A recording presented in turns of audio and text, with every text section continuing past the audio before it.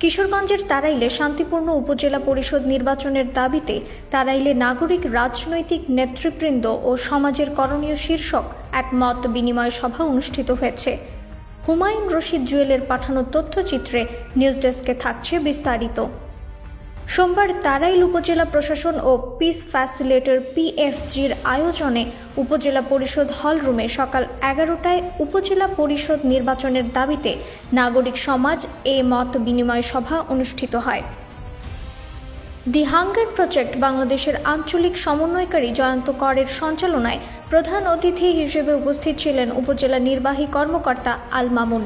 বিশেষ অতিথি হিসেবে উপস্থিত ছিলেন তারাইল মডেল থানার officer in charge Mansur Ali Arif.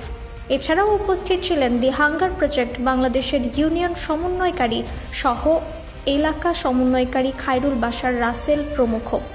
News desk, Rifat আরা ইসলাম, ভোরের আকাশ।